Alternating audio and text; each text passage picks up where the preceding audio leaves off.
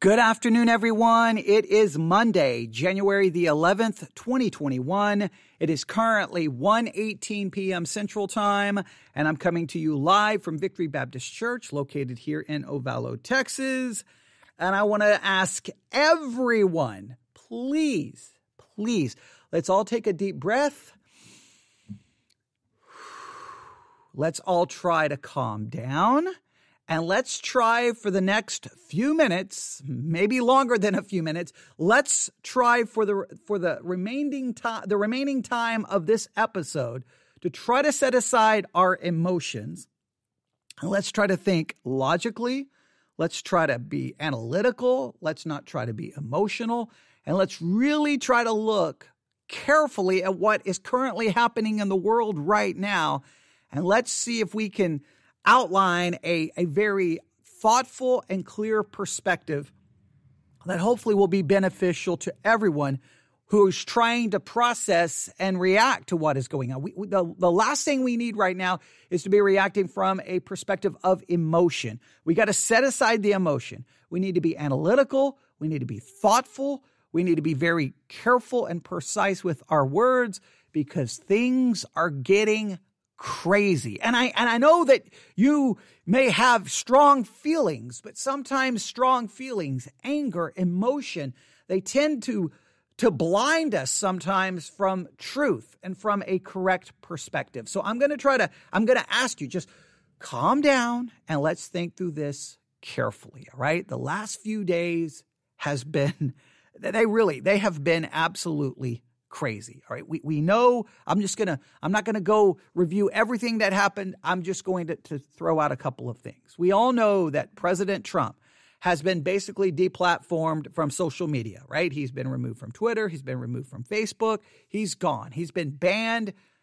The end. All right. And you can, whatever your thoughts about that, just set aside your emotion. Let me try to work through this. Okay.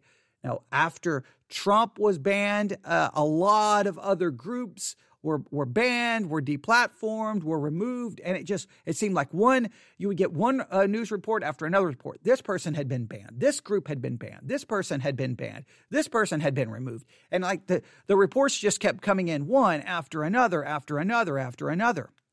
And of course, immediately everybody was like, that's it. I'm done with Twitter. I'm done with Facebook. I'm going to Parler, the supposed, free speech alternative. Well, as I think earlier this morning, Parler has basically been deplatformed. Parler is gone. Now, people are looking for other platforms to go to. There have been a podcast that was removed from YouTube.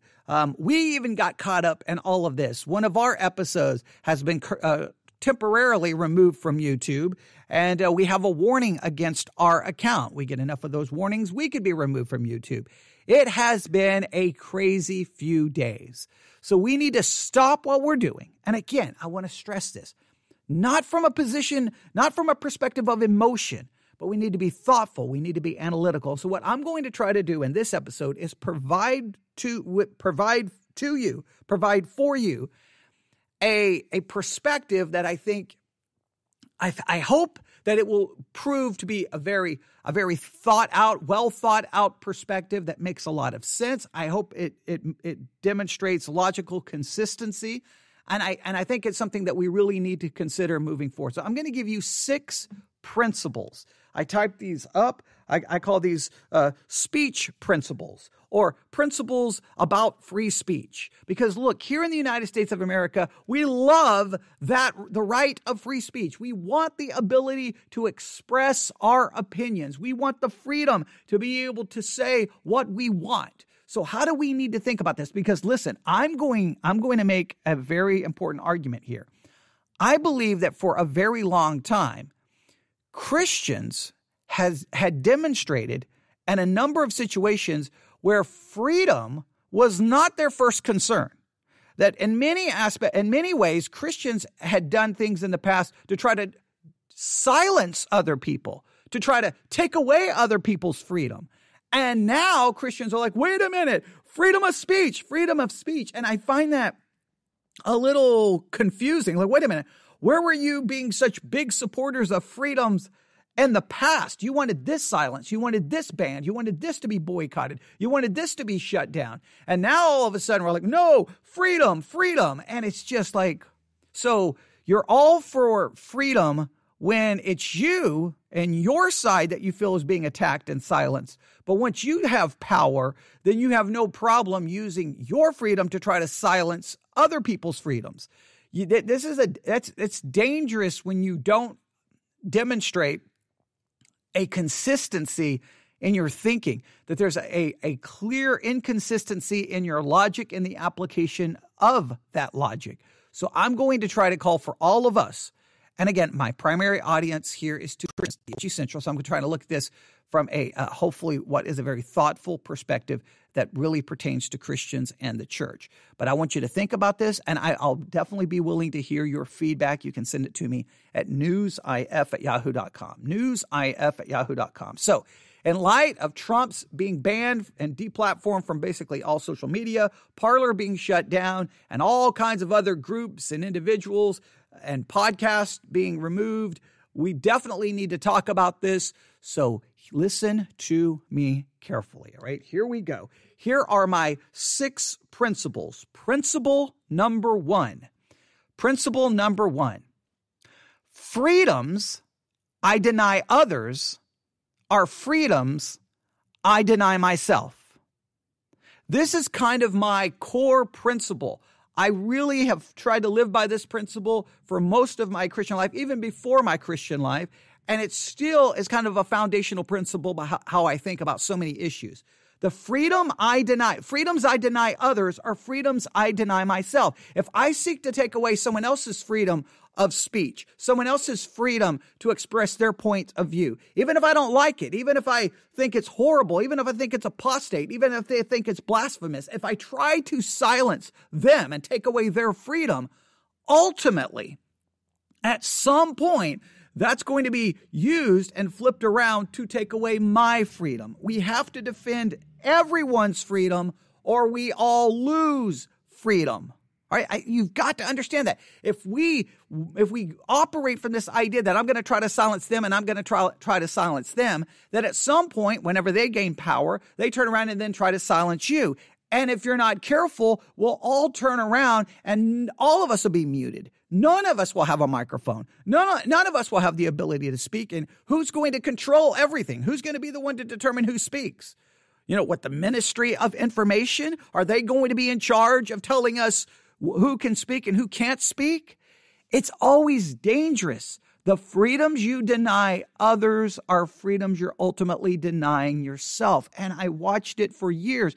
Christians like, we need to file a boycott to stop this. Oh, wait, Netflix showed a movie we don't like. That's it. Everyone cancel Netflix. Let's try to put Netflix out of business. Wait a minute. Disney did this. Okay, everyone, let's boycott Disney. Let's try to silence Disney. Let's try to change Disney because we want Disney to do what we want to do. We want them to produce the content that we want. It's all about us. It's about what we want. So let's silence, boycott, and ban. Well, when you do that, you create a situation where then they turn around and say, wait a minute, we don't like what you say. We don't like what you say in your podcast. We don't like what you say in your sermons. We're going to silence you. Well, then everyone ends up silent.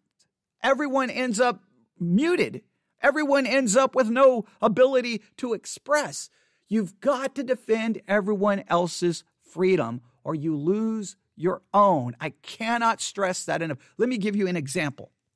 This is crazy. This was way back in my News and Focus days when I was on Sermon Audio. This was a crazy situation. And again, I always ended up being attacked by Christians. And it's just crazy the way it would happen. All right. So let me explain. In Dallas, Texas, I don't even remember what year this was, an atheist organization decided they wanted to run some ads on the city buses. Right. They paid to get these ads there. And they said something derogatory about Christianity, about Jesus being a fairy tale, about God being, an invisible, made up myth, whatever the case may be. Who cares? Whatever. Atheist group, they wanted to advertise it. Whatever. I wasn't bothered by it. I wasn't offended by it. Who cares? Atheists don't believe in God. They want to express their opinion. They pay the money to get that ad on there. Doesn't bother me at all. Oh, but the churches in Dallas, Texas, they weren't going to have that because we're a God-fearing city here in Dallas, Texas. We're going to stop this. So they called for the ads to be removed, that this was not acceptable. Now, please note, those same city buses, if churches wanted to pay money for advertising, they could get their advertising on those buses. But hey, it doesn't matter. We can get our advertising there, but no atheist group better dare do such a thing. And I spoke out against it. I'm like, this is crazy. Christians, you cannot take away their freedoms or you're taking away your own freedom. Oh, Christians came after me. I was attacked that I wasn't really a Christian. I was really an atheist pretending to be a Christian so that I could deceive people and lead people into hell. I was blinded by Satan. It was just absolute insanity. And here's the crazy thing. I get a call from an atheist organization saying, hey, someone just brought to our attention that you, as a pastor, you're defending us. And I'm like, why wouldn't I? I'm like, I want you to have the freedom because I want the freedom. I want you to have the freedom to say Christianity is a joke and it's garbage. And I want the freedom to be able to say, no, Christianity is true. Christianity is the truth. And there is a judgment coming and you need to repent and put your faith in Jesus Christ. If I want that right to say that, you should have the right to deny it. We should both have that freedom. And so I said, hey, if you want to come to my church and put a billboard up right next to my church, feel free to do so. It won't bother me in any way, shape, or form. I could care less because I want you to have freedom. I want to have freedom. And whenever I say that, people act like I'm crazy. It's the same thing when Christians we want the Bible taught in public school. Okay, well then the Quran can be taught in a public school. The satanic, no. Well, wait a minute. If you want that freedom, if you want freedom, you've got to give freedom. Hey, we want prayer in the public school, but we want it to be a publicly led prayer for the school, and we want it to be a Christian prayer. Oh no, it can't be an Islamic prayer. Can't be. No, wait a minute. If you want that freedom, you've got to give that freedom. If you deny that freedom, you're ultimately denying the freedom yourself. It's a very basic principle. I've never understood Christians, this desire to boycott things and ban things and petition things and to try to silence. We don't like it. We think it's offensive. So we want it shut down. We want it silenced. Well, guess what? When the world turns against Christianity and they're offended by you, they're going to try to silence you. And then what do we say? We're being persecuted. They hate Jesus and they're just coming to get us. Well, like you came to get them. And you're like, well, don't you care about the Bible and don't you care about morality? Yes. And guess how we do that? We preach that morality. We preach biblical truth, but we don't try to enforce it on other people. If someone's, and I saw this in the 80s with Christians attacking music labels, and we don't want that album sold, and we want warning labels, and we want this band, and you're just like, what are you doing? So then if someone gets offended by Christian music, you want them to ban Christian music and not allow Christian music? The freedoms you deny others are freedoms you deny yourself. The freedoms you demand for yourself are freedoms you're ultimately demanding for other people. If you demand the freedom to do this, then you have to give that same freedom to people of different perspectives and different backgrounds. I don't know why Christians stumble over this. It's not like some deep philosophical concept that requires years of education to figure out. It's kind of like the biblical principle, treat others like you would like to be treated. If I want freedom, I give freedom. If I demand freedom, I demand it for others as well. It's very simple. So if you want the freedom of speech, we've got to give other people the freedom of speech. I am a strong supporter of freedom. If I want the freedom, I want others to have the freedom. Let me give you a good example. I don't agree with Alex Jones on pretty much anything. But when everyone started coming after him and trying to deplatform him from there, I'm like, oh, I don't like this. I don't like this. I don't agree with his perspective, but I want him to have the right to voice his perspective because I want the right to voice my perspective. Now, remember, this is just one point. Just please, I know I already get, but what? I know someone's already going, but what about this? And what about this? Slow down.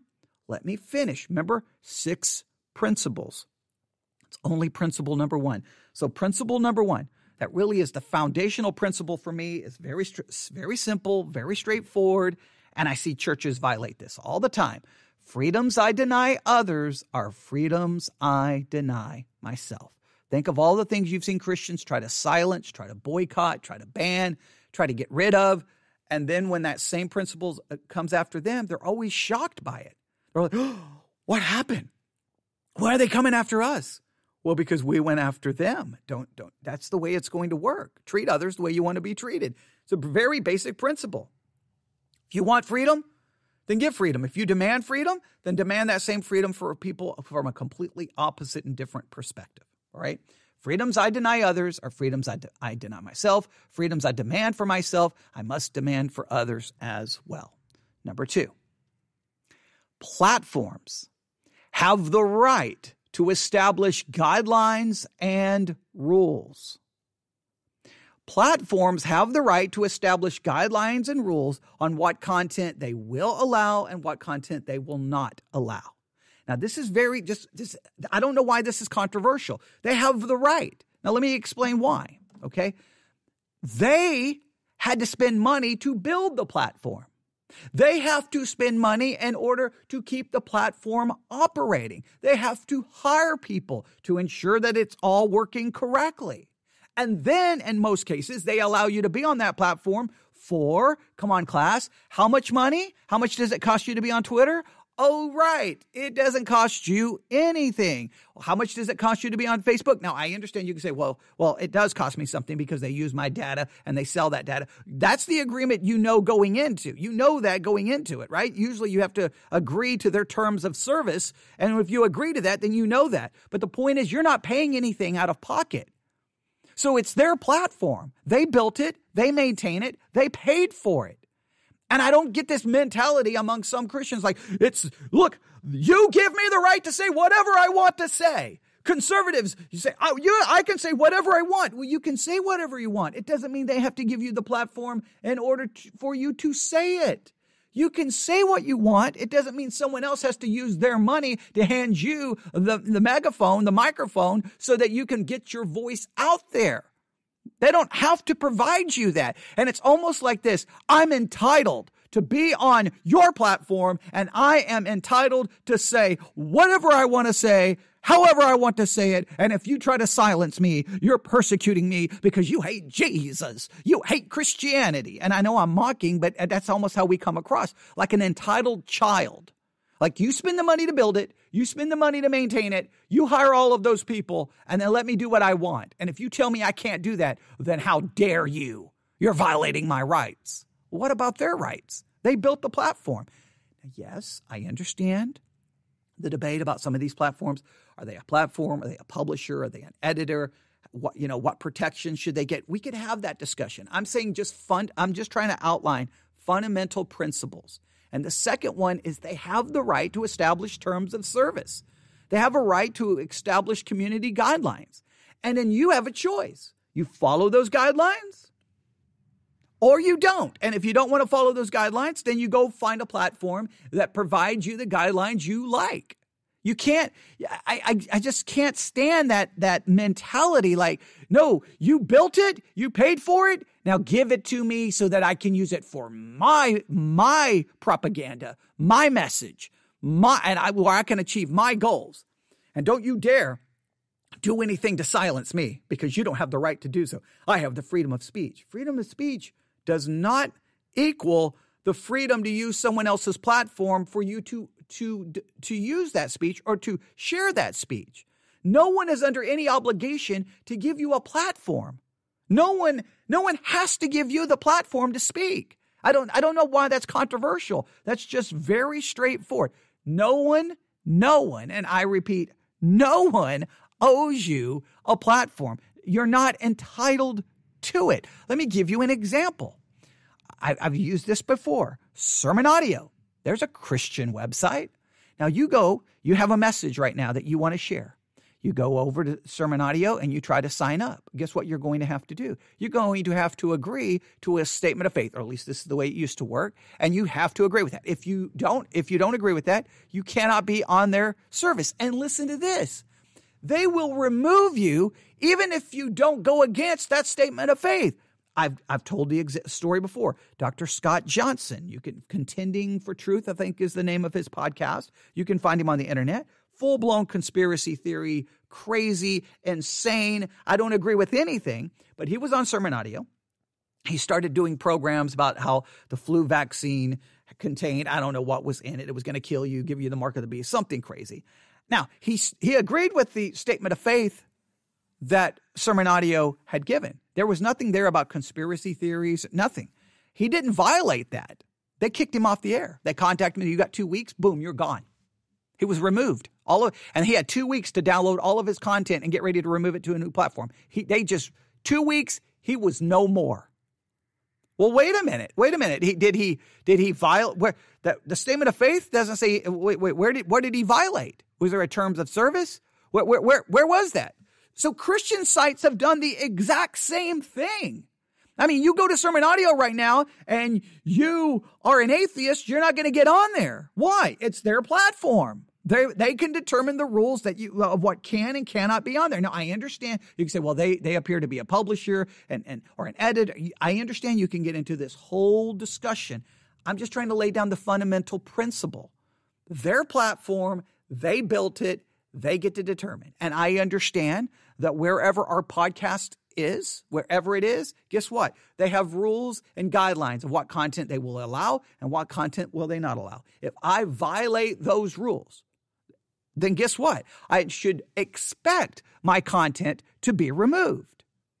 You say, well, I don't like their rules. I understand that. I understand that. You don't have to like their rules. But then you have to figure out what to do. And yes, I understand this can lead to a restriction of how you get your information across.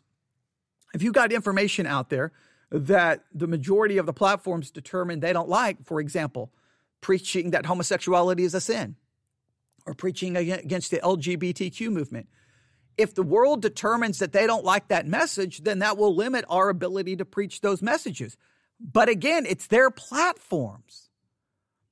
They can do that. Now, it's another thing if they come to your church and say, hey, you cannot preach from that pulpit that homosexuality is a sin. Now, that's different. That's a different situation. Right now, they're coming to us. It's one thing to have a platform saying we don't want any messages that condemn homosexuality on here. I'm pretty sure that if you're on Sermon Audio promoting that homosexuality is acceptable, I'm pretty sure you're going to get kicked off Sermon Audio. Right? So we just got to think this through. So number one, the freedoms we deny others are freedoms we ultimately deny ourselves. Number two, platforms do have the right to establish guidelines and rules. They do. We don't have to like the guidelines. We don't have to like the rules, but they're there because it's their platforms. They spent the money. They built it. They maintain it. And most of the cases, they're letting you on it for absolutely free. Right? Number three. Now, this is a big one. Guidelines and rules must be enforced in a fair and consistent way. Now, this is always a problem. When you establish rules, one of the most difficult things about rules is trying to enforce those rules in a fair and equal way. It is very difficult to do. It really is. You have your own personal bias, your own personal thing, and it's difficult. And so sometimes on social media platforms, there is a feeling that, wait a minute, that speech over there doesn't get in trouble, but my speech did? How is my speech any different than their different? Oh, it's different in perspective. It's not different in tone. It's not ultimately different in what was said. Whenever that inconsistency happens, we should report it. We should broadcast it. We should point it out. And the companies need to be confronted when they demonstrate a clear lack of consistency. If our speech is banned for whatever thing they claim we've done, and you can find other speech that isn't banned that did the exact same thing, but from a different perspective, then that we do need to show that. So we should demand, hey, look, you can have any rule you want. It's your site, but If you're going to have these rules, shouldn't you be consistent in the application of the rules and in the enforcement of the rules? Now, we can, and there can be plenty of arguments that sometimes within social media, those rules don't seem to be fairly applied at times. Sometimes there seems to be clearly, maybe they go after certain kinds of speech where they kind of turn their head from other kinds of speech. That is a problem. That is a problem. And we that's something we have to continue to try. We have a right to fight against that and take a stand against that. We do so in a not by threats, not by violence, not by insanity, but just by very clearly going, here are the 5 examples. You have not banned this. However, you've banned this.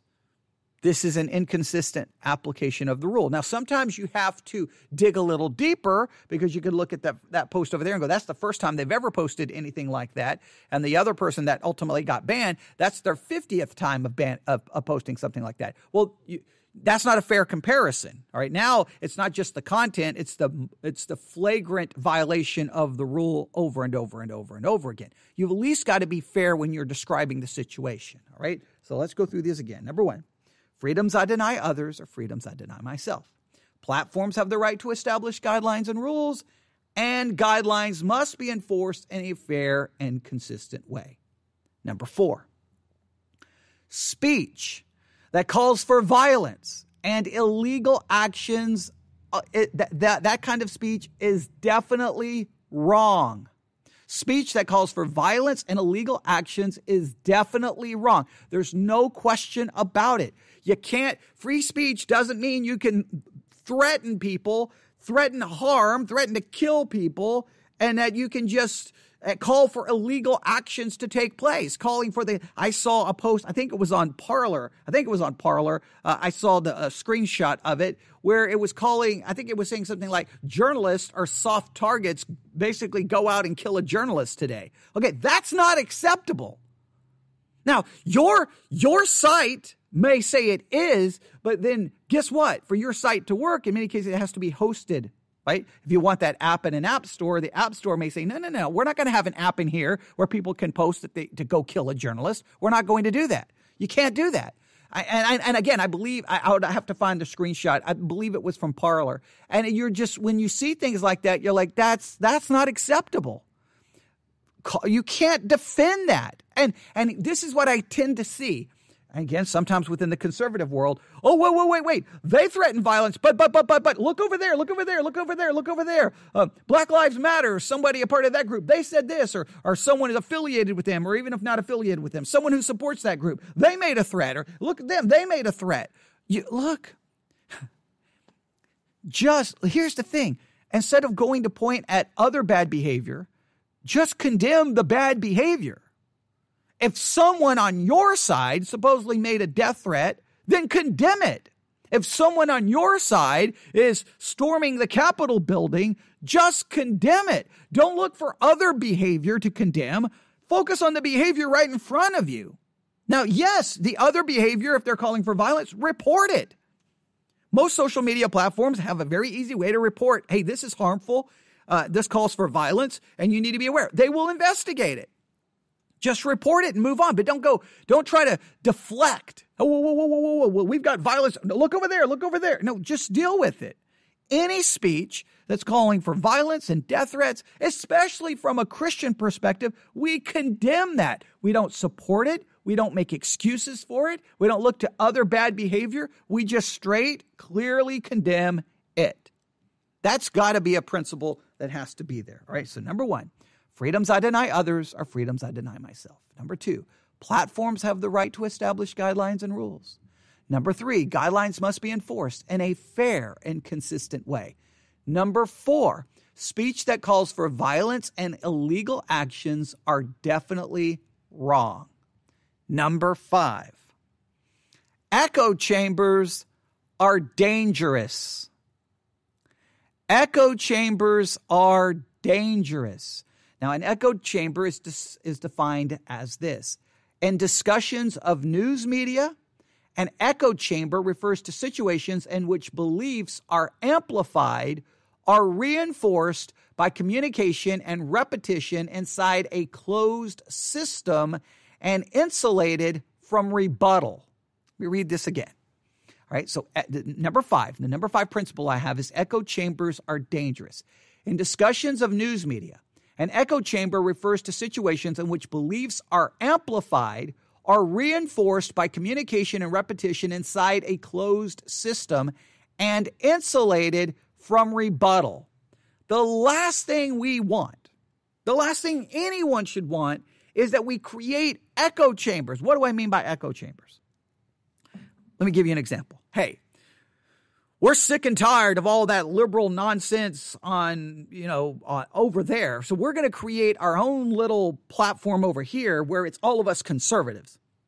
It's all of us patriots. It's all of us Christians, so that we can all just basically speak to one another. And so therefore I give you my perspective, then you bounce that perspective back to me, reinforcing it because you already agree with my perspective. And so we all just hear ourselves saying the same thing.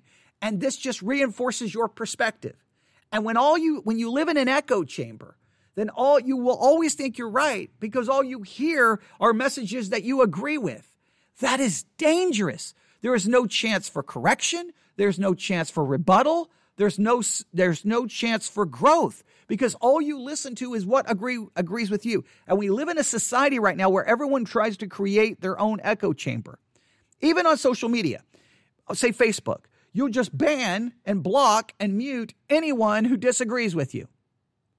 Don't like them, don't like them, don't like them. Now, I understand the reason you do it because you just want a peaceful existence on Facebook or whatever social media platform. And you don't want to hear from these other people challenging you, trying to argue with you. I understand that.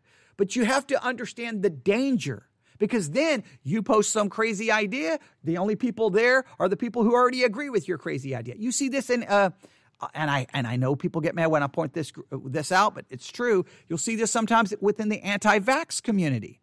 Hey, I'm an anti-vaxxer. You're an anti-vaxxer. Let's be friends. You throw out your anti-vax information. I'll throw out my anti-vax information. Voila! We both agree. Therefore, anti-vax is correct.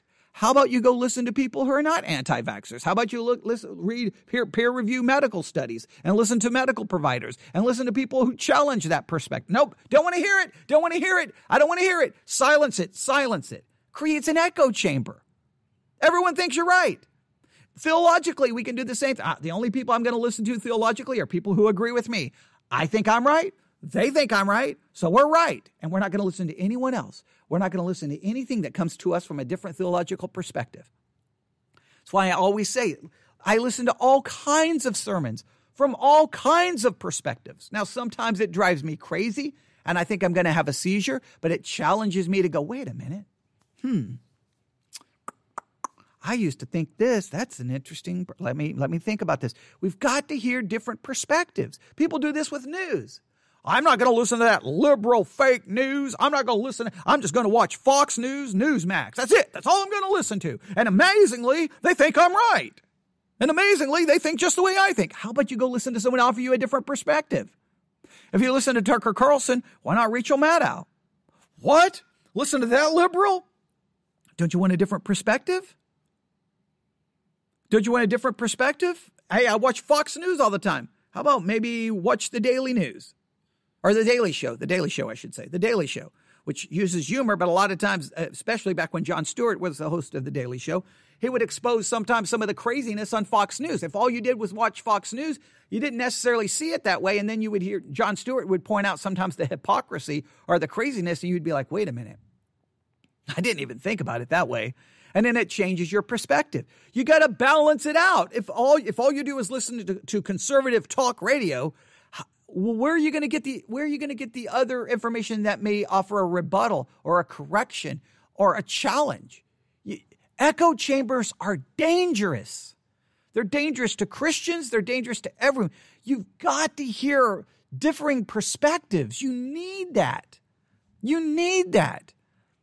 Because if you don't, it just becomes, nothing good comes from that. Nothing good comes from that. All right. And then number 6. So number 1, Freedoms I deny others are freedoms I deny myself. Number 2, platforms have the right to establish guidelines and rules. Number 3, guidelines must be enforced in a fair and consistent way. Number 4, speech that calls for violence and illegal actions are definitely wrong. Number 5, echo chambers are dangerous. And listen, echo chambers is what happens when people get involved in QAnon. And then anyone who calls into question the QAnon conspiracy theory, they immediately just scream at them and they don't want to hear it. And so then all they do is believe the QAnon stuff. That's all they hear. That's all they hear. All they hear. And next thing they know, they're like, that's it. COVID-19 is a hoax. The election was stolen. Storm the Capitol building. How about you listen to other reasonable people who go, wait a minute. What about this? Wait, I don't know. I don't think you have all your information correct. You got to hear the other side. And then number 6, we need more voices, not less. We need more voices, not fewer voices. We need more, not fewer. We need more, not less. The more voices, the more perspectives. The more perspectives, the better. I love the idea of everyone throws out their perspective in the kind of the free market of ideas, and then we have to struggle. And of course, people need to be taught. And I wish schools would do a better job of this, teaching people critical thinking skills. How to process information, how to go, that's this perspective. I constantly get emails from people sending me things about vaccines or COVID-19. And look, some of the information they send me, I can do 5 minutes of research and go, this person's so crazy. This is insanity. But you know what? I'm still thankful they send me that perspective. I'll still watch it. I may not, doesn't mean I'm going to argue with everyone who sends it to me. I'm like, okay, they sent me that video. All right. Okay. That's someone way out there in left field in crazy world. But hey, at least I heard that perspective. At least I know it's there. I like that freedom. So I don't like people being silenced. Again, I think some of the things Alex Jones said was insane. The way he handled Sandy Hook, the way he's handled so many issues. Crazy, but you know what? I still want him to be able to express his opinions. Now, if he calls for violence, promotes violence, that's not good, and that can never be accepted. I'm not saying he has done that. I'm saying if he does that, that's not acceptable. And so I like freedom, and this comes to a very important question. One of the big questions emerging, or let me say this. This is a kind of so those are the 6 principles. Let me offer kind of a word of caution here that is a little troubling, something that could be troubling on the horizon. One of the narratives that has kind of emerged from all of this banning people from social media is that many, how can we say this? Basically the conspiracy theory about the election being completely stolen and fraudulent, even though court case after court case threw it out and no one's really ever still presented any proof that any court will even consider. No matter, in spite of all of that, people keep maintaining and promoting these theories and these ideas. And many would argue, and I think rightly so, that these theories and these ideas ultimately led people to say they've stolen the election. It's absolutely true. It's fraudulent. We have to stop this. Our democracy is being stolen. And that false information ultimately led people to storm the Capitol building. I think there is a very strong argument for that narrative. But here's the danger. How do you monitor and how do you manage, let's say, fraudulent or false information? This is always the where it gets really tricky, because first, who gets to determine the information is fraudulent or false? Who's the magisterial body, the infallible body to say that information is not true, right? Well, what if it turns out to be true? So how do you deal with false information? If you're going to ban people on what you perceive to be false information, do you see how dangerous that can get? Because all you have to do is have a certain group say that information is false. It should be banned. I tend to deal with false information by saying you have every right to share your false information, and I have every right to expose it as being fraudulent, exposing you as being a fraud, and pointing it out. But if that fraudulent information leads to something like the Capitol building being stormed, you see why people may immediately say, that's it. We're going to ban anyone who offers an alternative theory about anything. Anyone who offers we're going to silence it. Well, that can become troubling, especially for the Christian worldview, because the Christian worldview offers lots of things that the world thinks is 100% false. We teach in the doctrine of hell. Most of the world they don't believe in hell. And many believe that teaching the doctrine of hell basically amounts to child abuse. All right, well, we teach that human beings are totally depraved. There are many in the world who believe that that's basically a form of child abuse to tell their child that they're a sinner. And so they want that banned, and they believe it's harmful. We believe in a morality about some behaviors are wrong, like homosexuality. There's a stand. Some believe, well, that's hate speech, so it should be silenced. So if you start banning anything just because you disagree with that perspective and you believe that perspective is false and you believe that perspective can do some harm, well, that can get dangerous, because who gets to determine that?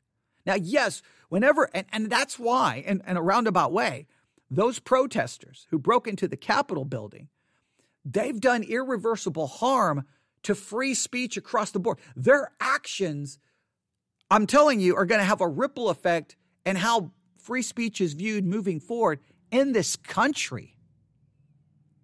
They didn't do good. They didn't do anyone. Like, everyone should condemn them because they didn't do anyone any favors. They're going to make it difficult for all of us. And now everyone's going to, and many believe that's what's happened to me, is, look, Trump got deplatformed, and now many people of the QAnon conspiracy theory are just furious. So they're looking on all over YouTube and anywhere else, and they find anyone who spoke out against QAnon. They're now filing complaints that information is harmful and it's cyberbullying, and they want it banned. Well, look, if everyone's going to just start trying to ban everyone, we're all going to be silenced. And that is not a good thing. It's not a good thing for your church. It's not a good thing for my church. So we've got to think about this carefully, right? There's got to be careful thought. I don't know. Look, I believe that false information, we have to allow false information to be out there. We have to, because if we try to silence false information, then who gets to determine which information is true and which information is false? Now, you could argue, well, some information you can clearly verify that it's false. I understand that. There's claims that can be made by people dealing with COVID, dealing with vaccines. There's claims that can be clearly 100% proven is false. But again, who's going to monitor that? Who's going to do the research? And who's going to be the ones to silence it? Now, that goes back to one of the points I've already made. Platforms can have their terms of service. And if they want to say that if you post information that we deem to be fraudulent and false, we can remove it, that's their right. Now, you may not like it, and so you don't join their site. But here's what's going to happen. If you end up with all of these different sites that all have different perspectives, then everyone's going to run to the site that goes with their perspective, and then you just have everyone is in their own echo chamber. No one's ever going to learn. No one's ever going to be challenged. No one's ever going to grow, and it becomes dangerous because your perspective just gets reinforced back to you over and over and over again. That's one of the things I've tried to do even as a pastor. I try to break that echo chamber. If some book comes out that I think is completely messed up and fraudulent, I don't tell my people don't read it. I always say, get a copy and read it. I do that. When the Da Vinci Code came out, I said, everyone buy a copy. Everyone read this book. And I know I'll get emails from Christians. How dare you do that? You're not being very smart. No, I am, because I believe truth ultimately will always win. And so being exposed to bad information forces you to then study for the truth to find that truth. Now, it's my job to try to help them through that, but we can't be afraid of opposing ideas. We cannot be. And so we're in a dangerous situation right now. So we need clear principles to at least have a foundation, but that's not going to answer every question moving forward. It really isn't. And I don't know what the outcome is going to be here. I'm getting a little worried. I am getting a little worried at how far it's going to go. And again, the reason I'm worried is what am I doing right now? I'm sitting in front of a microphone live on the internet, talking, speaking. And I say things all the time that offends people. I say things all the time that goes against the majority perspective. And when people don't like it, if they try to silence me, I don't want anyone silenced. So some people may say, well, what do you think? Was it right for them to ban Donald Trump? Was it wrong? My perspective is simply this. If he violated the clear terms of service as outlined by Twitter, then they can ban him. They can. And they had flagged him for a number of things. And you could argue, was it right? Was it wrong? Was it political? Look, here's what happens when people go break into the Capitol building and do crazy things like that. There's going to be consequences, and the consequences are never good. Let me try to compare it to something that maybe you can relate to. September the 11th, 2001, 9/11. Everybody remember what happened? Terrorist attack occurred here in the United States of America. World Trade Center, Pentagon. You remember the death, the craziness, the fear, the panic. And immediately after that, what happened? Hey, we need the right to do this. We need the government need it. Remember the Patriot Act and the right to do this. And we can do wiretaps without getting a warrant. And we can do this and we can do that and we can do this. And a lot of people are like, whoa, wait a minute. You're taking away people's freedoms. You're taking away people's civil liberties. This is dangerous. This is setting up a bad precedent. And much of the population was like, we don't care. Keep us safe. Whenever something big happens, there's always this ripple effect where there's these unintended consequences. And what happened at the Capitol building is now a ripple effect that's going to cause unintended consequences. And a lot of what happened at the Capitol building is going to be clearly blamed on speech. Speech. This was said. These lies were promoted. These lies were believed. And the end result was people trying to invading the Capitol building, and people died. If more people would have died, the ripple effects would be even larger. We have to think that. Now, I was horrified at some of the things the Patriot Act did. I thought it went way too far. It took away people's civil liberties. It targeted certain people. I thought, what are we doing? What are we thinking? You can't do this. You can't. You think about a lot of people justified the war in Iraq, the invasion of Iraq for weapons of mass destruction. A lot of people based their support of that invasion, which I did not support, even though I was in the military. I had to be very careful how I handled myself. But I did not agree with that because I didn't think there was any weapons of mass destruction. But anytime I tried to speak against that, I was always told, you don't care about what happened on 9/11? You don't care about what happened on 9/11? I'd be like, what does 9/11 have to do with Iraq? How are you conflating these two? How are we using this for justification? Because something bad happened, and then it was used as a justification for anything, for war, for invading a country, for taking away civil liberties. And there's always those kinds of consequences. So we always have to be very careful. Again, freedom of speech. I completely understand. I have the freedom to speak.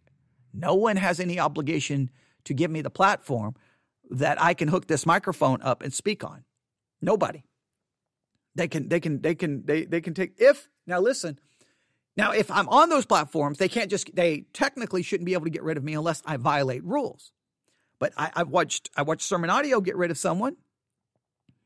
We've seen a lot of platforms do it. So we've just got we've got to think this carefully moving forward. And churches are really going to have to think about how we're going to move forward. Because I cannot say for sure what the future is going to look like. I cannot say for sure, but I'm telling you, I think a lot of our freedoms of speech is going. I think in the short term, there's going to be some consequences we don't like. I'm hoping in the long term it will bounce back to the side of freedom. But I think in the short term, there's going to be some consequences that we may not like. And I'm the last person who wants anyone to lose their freedom because I don't want to lose mine. I want the ability to speak. I want the ability to analyze. I want the ability to critique. I want the ability to condemn. I want the ability to expose. I want that. Something that we have to think about how we're going to do this moving forward. How are we going to handle ourselves? And Christians are going to have to be thoughtful and figure out how we're going to. And again, you can say, well, we can just create our own platforms. Well, from a Christian perspective, the last thing we want is to create our own platforms, because I thought we want to get our message to the world, right?